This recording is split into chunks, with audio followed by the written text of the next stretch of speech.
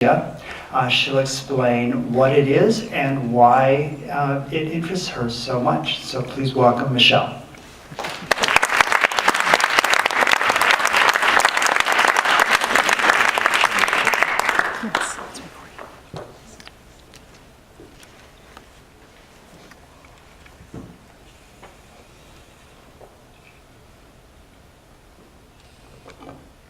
Thank you, Dr. Peterson.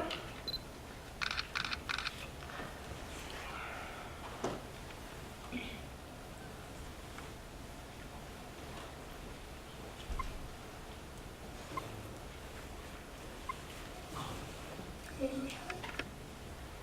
we are. Good afternoon, everybody. Today I will be walking you through the world of the neural phenomenon synesthesia. So what is synesthesia? Deriving from Greek, syn meaning union and aesthesias meaning sensation, synesthesia is the crossing of the senses.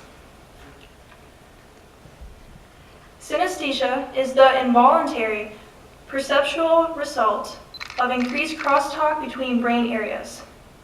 Each section and subsection of the brain communicate to each other. But when there is an extra abundance of communication in the brain, this can lead to seeing colors while viewing letters or numbers, having colored months, having the ability to smell shapes, or hearing color or seeing color when listening to music. As you can imagine, there is a plethora of cross combinations. Some are more common than others, like hearing a sound and seeing a color, while a cross such as sight and smell is much more rare.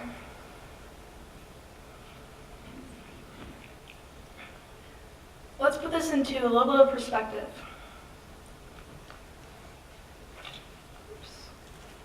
Here we are.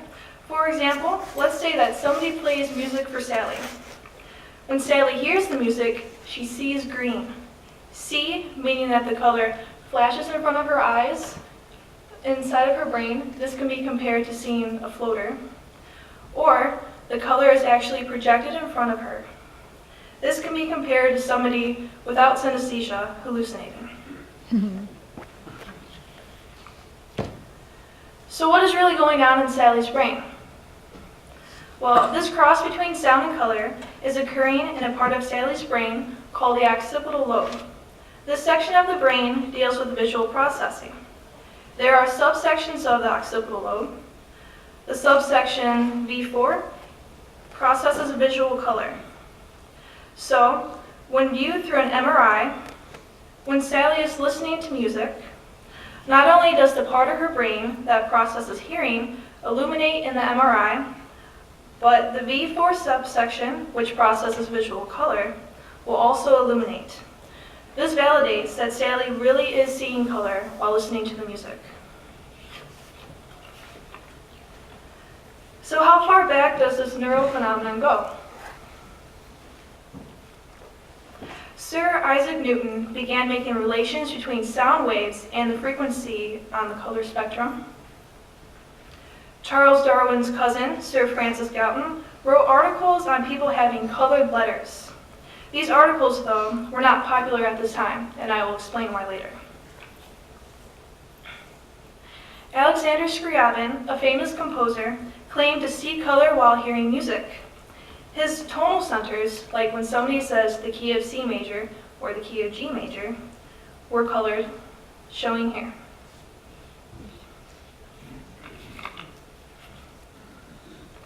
Modern-day examples are commonly discussed today on the internet, believe it or not. Here we have somebody's grapheme or letter and number color cross. Here's a spatial sequence cross in which somebody's months are projected in space in front of them or around them. We even have famous artists like New York's Carol Steen who actually paints the music that she hears.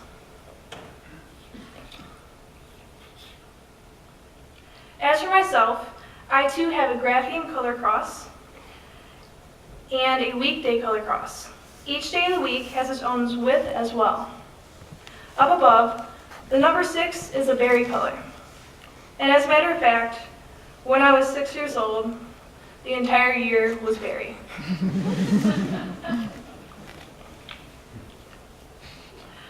I also have a month spatial sequence cross in which my months have a point in space. January is at the top, towards the left a little bit, and throughout the year I travel counterclockwise. Let's take a look at this three-dimensionally. So as you can tell, right now we are in the month of March. So I'm in the month of March, and if I look ahead of me, I can see April, May, and turning the corner towards the left is June. No matter where I am in the year, I can actually look around me and view the other months, but most of the time I'm just face forward in the air, looking ahead of me. Like Alexander Scriabin, my tonal centers are also colored. In comparison, you can see similarities, like the key of C major at the top, but many differences, because it is important to remember that for everybody who has synesthesia, there will be variations. Like Carol Steen, I also paint the music that I see.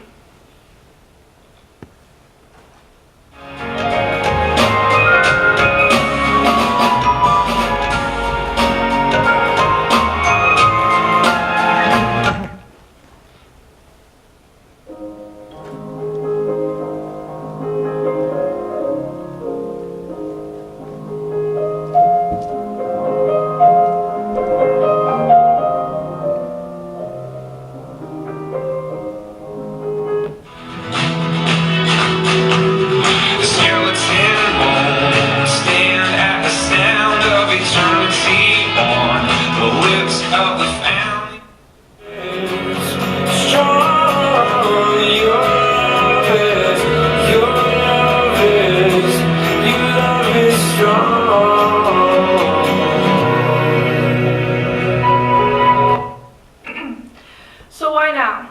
Why are we closely examining synesthesia more recently and not centuries ago? Well, medical technology helps us to explain the brain function that is actually happening, and communication helps us to spread the information faster for more people to understand. Before, it would have been like going to a dinner party and having a discussion about alien abduction, telekinesis, or even Sasquatch. So why does synesthesia matter? Well, personally, synesthesia helps me memorize music through color. I see color when I play the piano. So when memorizing music, I can just think, okay, sea foam green comes next, and I'll translate that through the keyboard.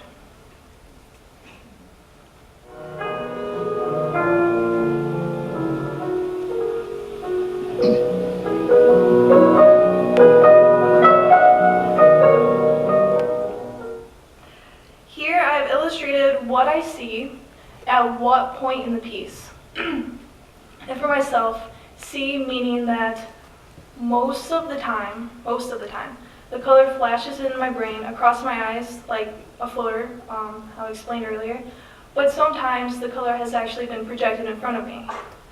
And the first time that happened, I did not know how to react to that.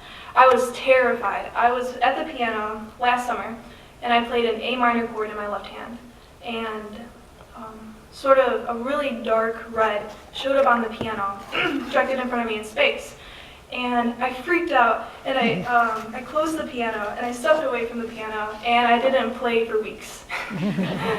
But it's happened a couple times after that, and I'm more used to it. Synesthesia matters for neuroscientists because it raises questions for our brain. More studies are being conducted for the purposes and benefits for levels of brain communication and what other possibilities there are for our brain. And because we only use such a small percentage of our brain function at one time, the possibilities of our brain really are infinite, and the human fixation is ever expanding of the mysteries of our brain. The skeleton won't stand at the sound of eternity.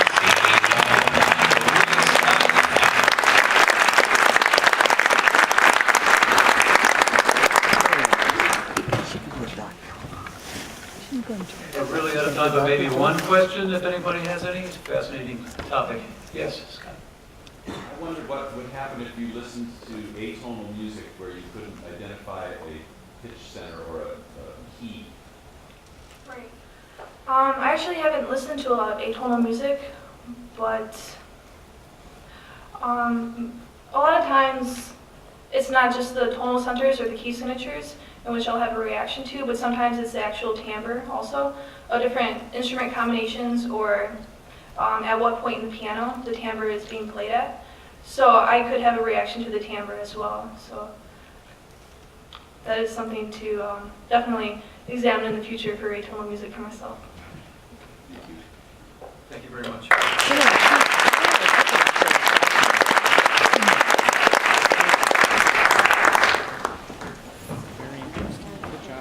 Did you ever see those? Did you ever see those? No, I see dead people. You see dead people all the time. You play for funerals. Well, I know that you were playing things that looks like other people are They were moving the piano. doing a dance.